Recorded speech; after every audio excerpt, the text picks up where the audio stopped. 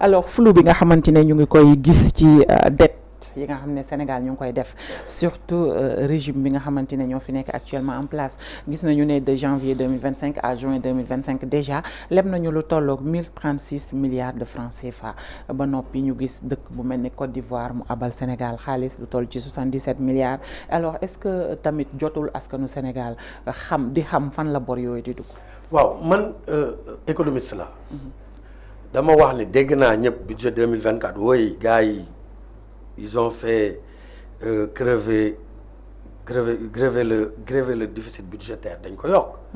Effectivement 840 milliards la waroon nekk ci loi des finances initiale. Mais bi ñu demee ba ca cappaandaw ga ci 2300 milliards de déficit la ñu am.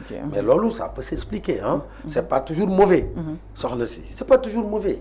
Vous savez tu as des ressources tu dois faire des dépenses say dépenses ëpp say la nga am.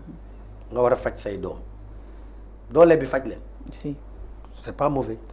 Des fois dëkk ne man sama déficit budgétaire dama koy gréver man. pour xoolal sama waa réew am transport yu moderne sama waa réew am hôpitaux yu mucc ayib di faju sama waa réew am population yi village bu gën a reculé am électrification sama waa réew ma emblaver des terres jox ko baykat yi organiser leen jox leen des moyens pour yokk suma capacité ak sumay rendement loolu mooy développer réew loolu boo ko bëggee def foog nga leb man dama nekk ci économiste yi nga xam ne dama ne déficit sama yoon nekku ci dama ne leb sama yoon newu ci mais nag boo lebee naa la wax ñaata taux bi ñaata la lan la coûter parce que mën nga leb jëndee dette bi leb bi nga jëndee ko prix bu cher comme mën nga leb ak prix bu yomb. foofu laa malheureusement Sénégal. tey dañu taxaw donc peut-être Ousmane Sonko quand il disait oui leb sax war économie foog mu leb. quand il disait FMI. non peut-être man j'essaie de le comprendre. parce que FMI daf ñu daan dicter des fois nos politiques. xëy na foofu lay waxee. c'est-à-dire que du FMI moo ñu war a dicter lu ñuy def. je suis d'accord. mais déficit budgétaire bi mu reproché Macky Sall man du ma ko reproché Macky Sall xam la laay reproché Macky Sall le fait assumé wu ko bu dee 11% la assumé wu ko loolu laa mën reproché mais déficit budgétaire pour lan pour am le BRT là si c'est pas surfacturé si c'est fait avec les nouvelles techniques ma dugg ci man gaare sama oto fii en 10 minutes ma egg Guédiawaye na ma ne nañ ko def Kër Massar nañ ko def Ouakam nañ ko def feneen amul njëkk déficit budgétaire boobu nangu naa ko déficit budgétaire tabax ay hôpitaux yu mucc ayib ku fa dem am médicament suffisamment tey da ngay dugg ci hôpital yi urgence ñu lay prescrire ay médicaments c'est des problèmes je pense que le Sénégal c'est un pays où tout doit être construit l'État ne peut pas gérer l'investissement privé État dafa war a régler les questions d'infrastructure régler l'environnement juridique pousser maintenant nos hommes d'affaires à investir bañ leen bloquer bañ leen ragalloo faire appel à l'investissement étranger direct étranger état ci loolu la war a taxaw malheureusement tey jii les gens te parlent de déficit de 11% dañu war a dem rapidement 3%. awma ci problème man laa wax. endettement awma ci problème mais lu ma gis mooy Sénégal tey mu ngi leb sur le marché financier c'est une bonne chose. mais les taux d'intérêt sont très élevés. benn ñaar leneen lu ma gis mooy les obligations yi Sénégal am ñu ngi plongé. États-Unis seen obligation état yi dafa wàcc décoté wu de 3,5%. ñu ne c'est inquiétant nous on est presque à 30%. c'est plus que inquiétant. parce que mooy lan boo soxlaa dem di jënd comme ni usuriers yi di def noonu lañ lay def. Sénégal tey bu génnee confiance bi ñu am ci Sénégal moo wàcc confiance nag det lépp lii moo koy ëmb taux d'intérêt bi ak risque bi. mooy ak duration bi. risque bi. risque bi ngay jël yow plus le risque est grand que kii du la fay plus nga yokk prix bi. Sénégal nag risque am dafa rëy dafa élevé léegi sur le plan international.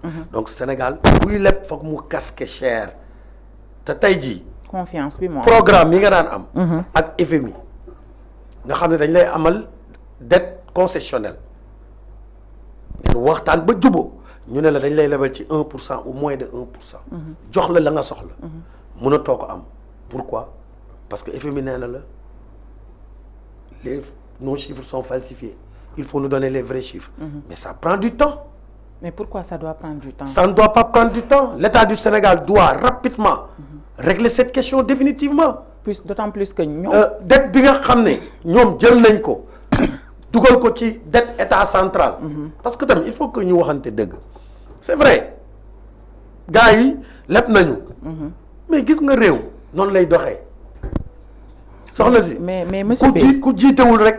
le problème jiite dafa metti de. mais le problème du si leb bi ñuy leb mais le fait que ñu ngi leb flou lu tax ma ne la yaa ngi flou parce que nit yi déjà sànq jox nga ma exemple BRT quel que soit le coût de la dette jaar na ko parce que nit ñi ñu ngi koy jariñoo et que ñu ngi ciy gis seen bopp mais tey ji leb bu bari bi nga xamante ni nguur gi actuellement ñu ngi koy leb ci lan lañ ko def. exactement beneen mbir bi tamit mooy fa laa jëm. beneen mbir bi tam mooy. d'accorduma ak tamit ñiy wax ne Côte d'Ivoire lebal nañu Côte d'Ivoire lebaluñu. non loolu waxu politicien la. waaw Fatou. tu sais man je veux que ñuy wax dëgg population yi. le marché financier c'est un marché communautaire.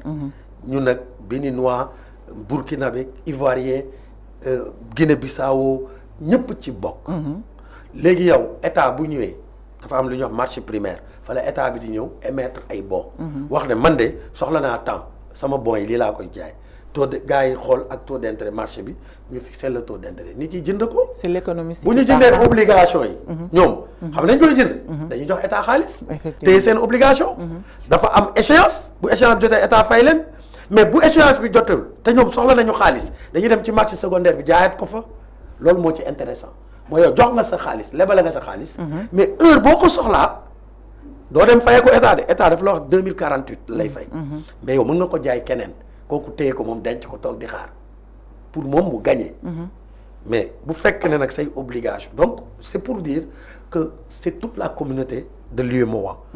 s'il y a des Ivoiriens ou des banques ivoiriennes dañ ciy bokk. des banques sénégalais bokk ci peut-être mën nañu wax ne ñaata sénégalais ñoo ci bokk dégguma lool de dañuy wax rek ne maliens yi lebal nañu ivoiriens yi lebal. est-ce que c'est pas aussi pour. mais peut-être amul nationalité quoi loolu. amul nationalité neex dëgg yàlla quoi c'est vraiment un instrument de financement des économies de l'UEMOA. est-ce que sànq loolu lu ñuy saluer la. sax que marché financier bi suñu dëkk yi. di ko dem di ko. solidarité régionale. merci beaucoup pour mobiliser l'épargne publique communautaire. même en marché public tey on parle de préférence communautaire. on parle moins en moins de préférence nationale. d'accord soo duggee ci code des marchés daf lay wax préférence communautaire la lay wax. mooy malien bi am na droit dem comme au même titre que les entreprises sénégalais. au même titre wuti marché yi Sénégal di lancer. donc il faut pas que les gens pensent comme ça ou bien que les politiciens di leurrer naan ay ñoo ko gën a xam. parce que le ministre Malick Ndour quand même économiste la. bu wax koy jàngal. effectivement je dis neex dëgg yàlla. loolu man awma ci problème mais xam la am problème. mooy taux d'intérêt bi dafa cher. dafa yéeg. ensuite yow mënoo chaque jour nga leb.